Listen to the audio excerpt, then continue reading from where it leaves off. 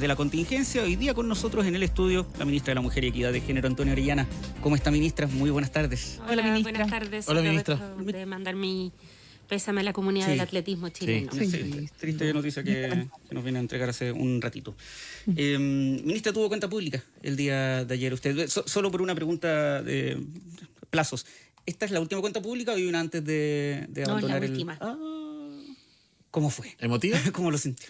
Bueno, estuvimos ahí en el auditorio de la Universidad Autónoma en Talca. Y estuvo bien bonito, la verdad, porque por distintos motivos me ha tocado ir mucho a Maule. Fui encargada de enlace de incendios, después durante las inundaciones, así que siempre agradezco poder ir a Maule fuera de contexto de emergencia. Es bueno, ¿cierto? Conozco más comandantes de bomberos que alcaldes. Bueno, le ha tocado duro en ese sentido con Maule. ¿No es extraño como empezar como con como suerte de balance cuando queda todavía meses y cosas por sacar adelante? Son los procesos de cierre. Ahora, la cuenta pública no hay mucho espacio para balance porque está bien estructurado por la ley lo que uno tiene que dar cuenta. Así que la parte del balance más personal viene después. Viene después, bueno. Ahora un momento para conversar sobre aquello. Que hablando justamente de lo que hubo que dar cuenta, ¿de qué se pudo dar cuenta en esta última cuenta pública del Ministerio de la Mujer y Equidad de Género bajo su administración? Bueno, de las principales cuestiones tienen que ver con, sobre todo, los nuevos resultados de la Ley de Pago de Pensiones de Alimentos, que ya lo hemos comentado harto acá, la implementación de la Ley Integral. Ya incluimos las nuevas 15 comunas que van a ser las comunas pioneras en el nuevo sistema integrado, que incluye a policía, seguridad y el servicio de la mujer, además de los municipios. Pudimos dar cuenta de la modernización del CERNAMEG, lo cual nos ha permitido quintuplicar la representación jurídica en los casos de violencia extrema, porque nos permiten abarcar más gracias a esa modernización. Y una buena noticia que a nosotros nos costó harto trabajo de diálogo intercultural también, que es el regreso del Servicio Nacional de la Mujer y Equidad de Género a Rapa Nui, después de 4 años, que las mujeres de la isla se habían quedado sin la red pública en atención en violencia y hoy volvemos con capacidad de atención para 170 mujeres. Oiga, ministra, ¿y qué, para lo que le queda en su mandato, digamos, algún pendiente, algo que le vaya a poner especial énfasis en estos últimos meses de gobierno?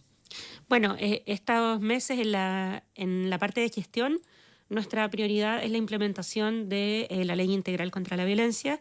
Para eso, además, vamos a dejar bien encaminado al siguiente gobierno, porque hemos firmado un acuerdo, un crédito del Banco Mundial por $7 millones, que va a apoyar a los municipios e instituciones públicas en la medida que vayamos cumpliendo las metas. Ya, eso es importante. Se llama préstamo por resultados y es una forma de apoyo internacional en la que el Banco Mundial va a ir desembolsando apoyos en la medida que Chile como Estado cumpla con las etapas de interconexión, de modernización de la atención en violencia contra las mujeres. La meta es el 2029 haber sumado a todos los municipios y a las instituciones que intervienen en la gestión al respecto de los casos de violencia. Carabineros, por supuesto, los municipios, que son más del 90% de nuestra operación, los tribunales y el Ministerio Público. Ministra, y a propósito que usted mencionó al encaminar al gobierno que venga, ¿no? ¿Le preocupa o tiene algún, no miedo, pero tiene algún grado de preocupación de que todo lo que se ha avanzado en estos años se retroceda con un gobierno siguiente? Bueno, la verdad es que los avances nunca son obra de una sola institución, un solo gobierno. En particular, en la historia de los derechos de las mujeres, uno siempre retoma un hilo que es bastante antiguo. Siempre decimos que la ley Papito Corazón o la ley de pensiones de alimentos es como una ley nieta de la ley de filiación. Porque si no se hubieran acabado los hijos ilegítimos, ¿quién se atrevería a cobrar pensión? Claro.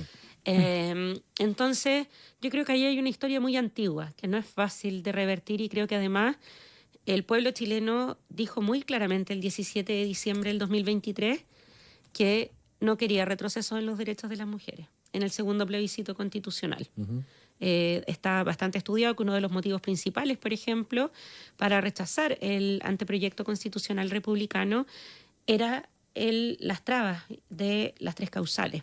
Y precisamente estas semanas hemos estado comunicando que tenemos un nuevo reglamento para las 3 causales. Y ese nuevo reglamento para las 3 causales se logró porque contra lo que se había hecho durante todo el año pasado, que hubo muchas presentaciones a la Contralora Dorothy Pérez para que no tomara razón de este reglamento, no nos llevaron al Tribunal Constitucional. No, pues. Entonces uno diría, chuta, ¿que cambió el reglamento? ¿Cambió? No. Se aburrieron. Cambió el año. Cambió el año. Es año electoral. Sí, pues. Y creo que hubo una señal tan contundente el 2023 que muestra también el pragmatismo con el que candidatos como José Antonio Kast, que, digamos, llevó al Tribunal Constitucional la pastilla del día después, la ley de garantías de la infancia, digamos, hay una historia ahí, no lo hicieron. Y por lo tanto yo creo que esto, más que de una persona o un gobierno, depende sobre todo de lo que la sociedad considera aceptable. Y es en eso en lo que vamos a estar trabajando. Ahora, ministra, hay algunos candidatos que derechamente han planteado la idea de eliminar el Ministerio de la Mujer. Eso, que algo existe, que después no exista, sin duda se podría considerar como un retroceso. Bueno, por cierto, y yo creo que ahí vale la pena mirar cómo es la situación en los países que han recurrido a ese extremo. No me refiero a política interna de otros países, pero habría que mirar, y eso sí lo pueden hacer ustedes, no yo, cómo está la situación de violencia contra las mujeres, empleo femenino, derechos en general, con la desaparición ¿Ministra? del Ministerio de la Mujer. Sí. Bueno, este es un gobierno que se ha autodeclarado como feminista. Usted ha sido además el rostro, la cara, ¿no es cierto?, más visible quizás de ese cometido. Y quería preguntarle, claro, en tiempos de cuentas públicas, ¿no es cierto?, ¿con qué se queda pendiente o qué le hubiese gustado avanzar o empujar? No sé si por falta de fuerza o quizás de tiempo, y que quisiera compartir con nosotros. Bueno, nos quedan 8 meses, sí. Y en eso vamos a estar trabajando con mucha fuerza por 2 proyectos de ley que son centrales. El de Sala Cuna, en donde ya hemos tenido varias sesiones y vamos a empezar pronto a discutir en particular en la Comisión de Trabajo del Senado, así nos lo ha manifestado el presidente de la comisión, el senador Saavedra. Y por otro lado, el proyecto de aborto con plazos, que se va a empezar a discutir pronto ahora que por fin, digamos, se pusieron de acuerdo en quién preside la Comisión de Salud. No vamos a ir a la Comisión de Mujer, sorpresa, no quisieron. Pese a que tiene una conformación que es bastante transversal, no hay solo oficialistas en esa comisión. Y hay otros 2 proyectos que para mí son muy importantes en términos de que hemos puesto mucho esfuerzo. Uno de ellos es el de violencia digital, para poder regular fenómenos que son contingentes y que ya pusimos un poquito en la ley integral a partir de la publicación de la ley 21.675, el envío no consentido de imágenes íntimas enviadas consentidamente es un delito. Pero en la ley de violencia digital estamos abarcando otras conductas como el acoso, hostigamiento, la generación con inteligencia artificial de suplantación de identidad o imágenes íntimas, etcétera. Y algo que está pendiente hace 14 años, que es la ley de sociedad conyugal. Porque al día de hoy las mujeres... Sí, pues que justo lo vengo a sensibilizar porque ayer estábamos entregando bonos de riego del concurso de riego para mujeres, que es una iniciativa de este gobierno. Y claro, pues la mayoría de las mujeres en el campo están casadas por sociedad conyugal y por eso no podían concursar. Sí, pues.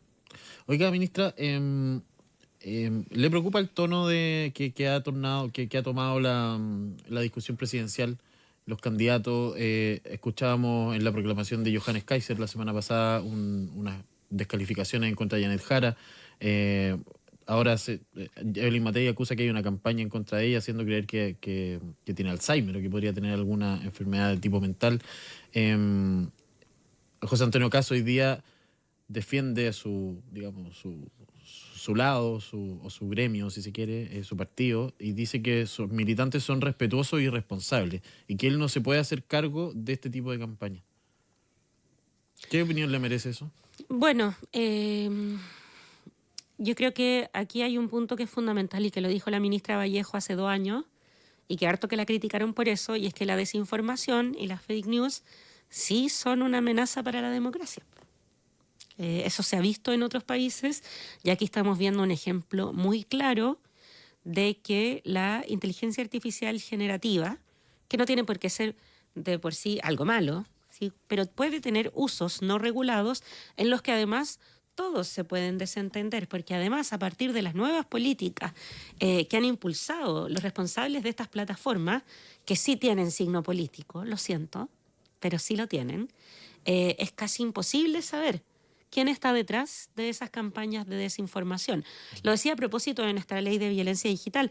Nosotras vemos eso no solamente en quienes están involucrados en política, genera problemas también en el cotidiano de sobre todo mujeres jóvenes a las cuales se chantajea con imágenes obtenidas a través de herramientas digitales o a través de las suplantaciones.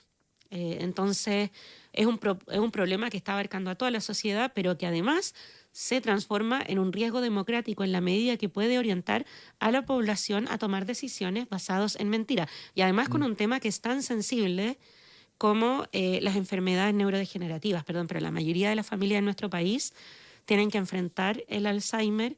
Es una enfermedad que es muy amarga para todos y yo creo que es de muy, muy mal gusto. Ministra, pero dame un segundo, Mati. ¿Usted cree en lo que dice José Antonio Kast, dado los hechos y dado un historial, ¿no? Es súper importante que el archivo no muerde. ¿Usted le cree cuando dice que los militantes del Partido Republicano son respetuosos y responsables? Bueno, en particular, justo estos días, otro candidato estaba diciendo de mí que yo soy encubridora, que tengo acusaciones de encubrimiento. Yo no tengo ninguna acusación de encubrimiento, de la que tenga conocimiento. Y por el contrario, lo único que tengo es registro desde que asumí como ministra de una difusión sostenida en redes sociales de que yo habría encubrido una acusación. Y por lo tanto, eso se sostiene durante 3 años y luego se lanza, así como si nada en prensa. Y luego se dice como si nada en una columna. Y luego cualquiera puede decir, no, es que yo lo escuché. O como se ha vuelto costumbre en algunos columnistas medio influencers, de ser cierto esto sería muy grave, ¿eh? No lo chequean, pero de ser cierto sería muy grave. Entonces ahí hay un permanente jugar al límite, que en contextos de polarización electoral se vuelve muy grave y toda la evidencia, además recientemente un informe de IDEA Internacional muestra que a las mujeres en particular son blanco especial, las comunicadoras, las políticas, las que están en el espacio público. A propósito de eso, ¿usted cree que, por ejemplo, en específico el rumor sin fundamentos que se ha instalado en redes sociales por ciertos grupos de Evelyn Matei pasa por un tema de género, no solo de campaña sucia, como puede ocurrir en política? No, yo creo que hay cosas que son multicausales. O sea, esto no ocurriría si no tuviéramos una desregulación absoluta de las plataformas, si no hubiera una negazón a discutir sobre el efecto democrático de las fake news, porque, insisto, esto lo planteó hace 2 años la ministra Vallejo y se la trató como de que estuviera planteando censura. Y hoy hay propuestas parlamentarias para regular el uso de fake news. Entonces, también abordémoslo en forma generosa. Esto es algo que afecta a toda la democracia, no a una candidatura en particular. Ahora, a propósito de lo que había dicho usted, que estas cuentas, quienes empiezan a divulgar cierto tipo de noticias, tienen color político, los partidos deberían y las dirigencias... No, decía, ¿quiénes son propietarios de las principales plataformas? Sí, de las plataformas. Claro. Pero los partidos deberían, las dirigencias de los partidos deberían hacerse cargo cuando está más o menos evidente que ciertos rumores se hacen para beneficiar a ese partido o a los candidatos de ese partido. ¿Deberían hacerse cargo? Por supuesto. Ahora, lamentablemente, como no tenemos herramientas legales, una cosa es la responsabilidad política y cualquiera puede dar un discurso políticamente correcto. Pero el punto son las acciones y estos discursos siguen circulando y lamentablemente la posibilidad de generar bots, de difundir información, todos sabemos que algo se echa a correr en Internet y desmentirlo cuesta 3 veces más. Y por lo tanto habría que ver. El servicio electoral ha sido bastante claro respecto al uso de la propaganda pagada, pero ¿qué pasa con la que no es pagada y la que difunde mentiras? Esos son los puntos ciegos que tenemos actualmente y que es bueno que se problematicen en el contexto de una elección presidencial porque precisamente muestra aquello que se venía alertando desde el gobierno, que tiene que ver con los riesgos que tienen la desinformación, las noticias falsas y la generación de contenidos falsos para la democracia. Ministra, entonces, bajo esa lógica, cuando desde el comando de José Antonio Kast, en este caso, dicen que no se pueden hacer cargo porque básicamente no tienen la información, ¿usted cree que sí saben perfectamente quiénes son? Eso es una afirmación suya, ¿eh? Sí, mía, le estoy preguntando. No, yo creo que esto es un tema muy complejo porque efectivamente... hay fenómenos de desinformación, los hemos visto hace bastante tiempo ya. Esa desinformación es espontánea, es difícil creerlo. Y lamentablemente no contamos hoy con las herramientas legales, y aunque contáramos con las herramientas legales, hay un punto que tiene que ver con la regulación de las plataformas, en los cuales es muy difícil acceder a cierta información. Lo digo porque nosotros lo enfrentamos desde el campo de la lucha contra la violencia de género. Durante la reciente conferencia de Estados parte de la Convención Belém do Pará, que tuvimos el honor de presidir como país, invitamos a Meta como empresa a asistir al diálogo respecto a violencia digital. Lamentablemente no asistieron, y es porque hay mucho de esto y se llama violencia de género, porque existe fuera de Internet, facilitada por tecnologías. Y es por eso también que es un punto que se está conversando internacionalmente, porque es algo que no está pasando solo en nuestro país. ¿Ha dificultado esa conversación la contingencia internacional de cierto líder electo en No, cierto país norteamericano? esto fue antes. Ya está bien. No, lo digo porque efectivamente se ha visto cómo las plataformas tecnológicas, Meta, Google, han ido relajando esos filtros en vez de haciéndolo más... O sea, hay varias que los han eliminado. Eso en particular desde el punto de vista de las usuarias ciudadanas que son víctimas de violencia de género dificulta el poder acceder a información relevante en la búsqueda de justicia, como lo que tiene que ver con los accesos, o por ejemplo poder identificar cuándo se subió por primera vez una imagen para poder identificar la raíz. Todas esas herramientas que con la adecuada moderación de contenidos desde una plataforma podrían obtenerse, pero en la actualidad no las tenemos, y por lo tanto el debate que esto trae es muy bienvenido, porque insisto, como gobierno se trató de instalar hace 2 años a través de la Comisión Asesora para la Desinformación, y se habló de intentos de censura, y hoy estamos viendo las consecuencias de no abordar ese debate a tiempo. Ahora, con la ley que busca sancionar la violencia digital, ¿se puede hacer responsable también a las plataformas? Porque muchas veces, dependiendo del país, las plataformas lo que dicen es: nosotros no nos hacemos responsables de lo que suban terceros, nuestros usuarios básicamente. El responsable final es el usuario, no la empresa en la cual se publica esta información. En particular, esta ley tiene como principio, en la idea de legislar, además, está enmarcada en la creación de distintos tipos penales.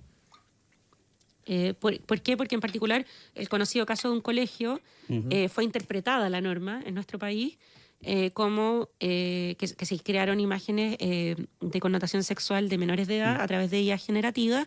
Eso se interpretó conforme a la ley de pornografía infantil, porque da lo mismo el medio de generación. El delito es la posesión, almacenamiento, envío y difusión, ¿cierto?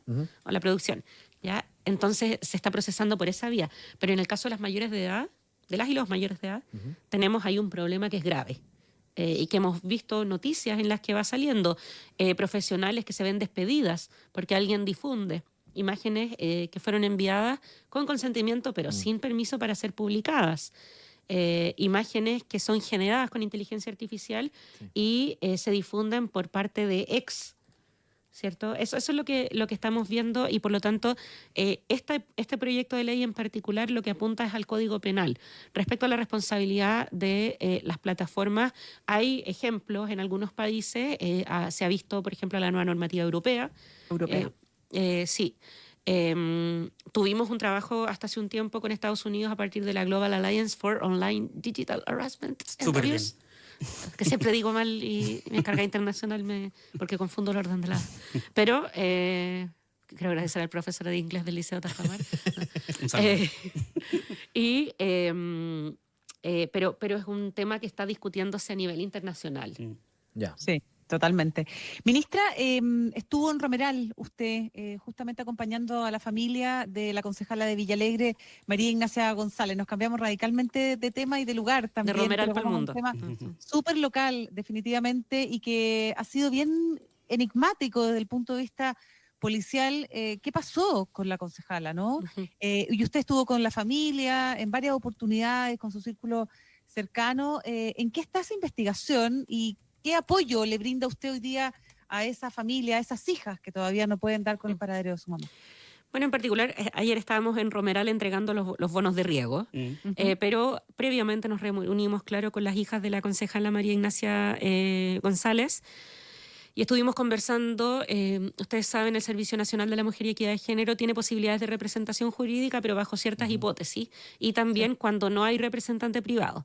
Las hijas de la concejala legítimamente, yo no lo estoy criticando, una constatación, tienen un representante privado, y por lo tanto estuvimos estudiando distintas formas en las que podría sumarse al Servicio Nacional de la Mujer y Equidad de Género, que es el deseo de la familia, y para eso nosotras estamos también, ¿cierto? Pero estamos buscando las vías jurídicas más aptas, además de estar conversando respecto a algunas necesidades. El día de ayer los servicios públicos de salud, mujer e interior se iban a ser presentes en Villa Alegre para poder acompañar un poco a la comunidad también, porque la concejala María Ignacia González es concejala hace 5 periodos. Y en una comunidad pequeñita como es Villa Alegre, pucha, es una figura muy querida. Sí, y por lo tanto hay muchas personas mayores que se estaban acercando, sobre todo a la hija, muy consternados. Entonces hubo un espacio de contención con la comunidad, y en particular, respecto a la búsqueda, yo no me puedo referir a la investigación porque eso es materia del Ministerio Público. Sí. Las hijas se reunieron con el fiscal nacional, quien accedió a recibirlos, cosa que ellas valoraron mucho, y hay distintas líneas investigativas. Lo que sí podemos decir, y esto ha sido bien claro el delegado Humberto Aquebeque y también el ministro Elizalde, no se han escatimado esfuerzos, o sea, se han llevado las sondas respecto al río, búsqueda con drones, esfuerzos permanentes con bomberos. Lamentablemente aún no hay resultados, pero vamos a seguir buscando y en paralelo seguir buscando las vías judiciales. Ministra, déjeme llevarla un segundo atrás, porque a propósito de lo que conversábamos de esta campaña digital en contra de, o acusando a Evelyn Matei de sufrir alguna enfermedad neurodivergente, varias parlamentarias, no sé si tú tuvo la posibilidad de ver el video, varias parlamentarias de Chile Vamos salieron en defensa de Evelyn Matei, y dicen que los ataques misóginos no son debate, que la democracia se debilita cuando se hostiga a las mujeres, el machismo se disfraza de opinión en redes, ningún líder debería pagar un precio emocional por participar en política. ¿A usted qué le parece este video? ¿Qué le parece el contenido? ¿Está de acuerdo con esta afirmación de que hay un ataque misógino en contra de Evelyn Matei? Bueno, ahí yo no he visto la totalidad de los videos, pero lo que sí puedo decir es que toda la evidencia nacional e internacional, en eso hay bastantes estudios, está la académica Julieta Suárez Cao, hay también estudios de la Universidad de Chile, digamos, hay hartos estudios al respecto que muestran cómo hay un tratamiento distinto a las mujeres en política. Desde preguntas que tienen que ver respecto a la vida personal, lo decía yo hoy día en la mañana, no he visto que a mis colegas les pregunten sobre cómo concilian la vida familiar y laboral, siendo que también tienen hijos. Claro. Esa pregunta no se les hace porque eso no es tema. En nosotras sí es tema. Hay también un nivel muy alto de ataques que tienen connotación sexual, desde amenazas de violencia sexual hasta comentarios sexualizados permanentemente. Hay también un grado más alto de exigencia a propósito de la creencia injustificada de que las mujeres tienen menos capacidad y por lo tanto la necesidad de estar validando permanentemente. Todas esas son cosas que han sido constatadas en distintos informes y por lo tanto no es de extrañar. El punto es qué hacemos al respecto. Nosotras en la Ley Integral contra la Violencia propusimos la idea de violencia política de género, quedó descrita, pero aún resta que acordemos junto al Servicio Electoral cómo se operativiza aquello. Hemos propuesto también el poder aumentar la participación de mujeres en aquellos puntos que es donde más violencia política de género se ve, que es el nivel local. Municipios y consejos regionales, los cuerpos colegiados, que es donde menos mujeres hay representantes. De hecho, hoy en día no tenemos ninguna mujer gobernadora. Y bueno, creo que ahí es precisamente el punto en donde, independiente de que le ocurra a tal candidata o a tal figura de tal sector, es necesario que se llegue a un acuerdo. Por eso yo decía, es importante que se esté debatiendo esto, porque cuando el gobierno lo propuso como debate público, al alero de una cuestión que era más bien académica, hubo un acuso de censura, pero bien fuerte. ¿Empatiza con Evelyn Matei? O sea, yo creo que a todas las mujeres en política les ha pasado que han tenido que enfrentar un rumor que busca poner en duda sus capacidades. Y yo creo que lo que tenemos que buscar ahora es qué hacemos con esto, qué hacemos con la cuestión de la desinformación, qué hacemos con la cuestión de misoginia en la política, cuándo la validamos y cuándo no. Ministra, antes de terminar, usted es militante del Frente Amplio, tuvieron de cumpleaños hace poquito, primer cumpleaños como partido. Se celebra mañana.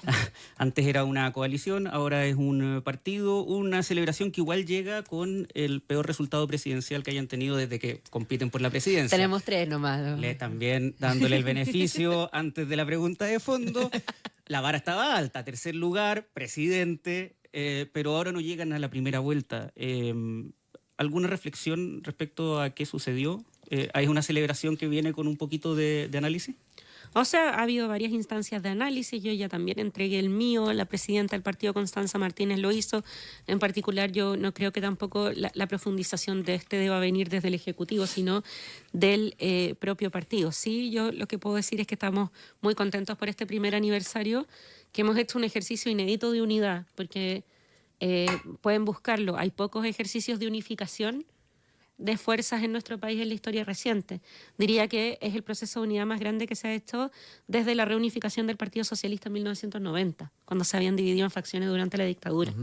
¿Ya? Y por lo tanto ha sido un trabajo que ha llevado harto años y del cual yo al menos estoy bastante orgullosa, porque creo que es la unidad el camino, y precisamente por eso las primarias fueron un momento duro, pero hoy están en otra coyuntura, que es la presidencial, en la cual no me puedo meter. Por último, muy cortito, ¿sí o no? ¿Debe seguir Jorge Almirón? No, pero usted me mete en muchos problemas.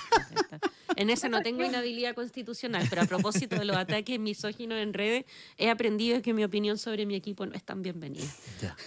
Antonio Sí, Orellana. nos pasa lo mismo, ministro. Antonio Orellana, ministra de la Mujer y Equidad de Género, muchísimas gracias por habernos Gracias, visitado. ministra. Gracias.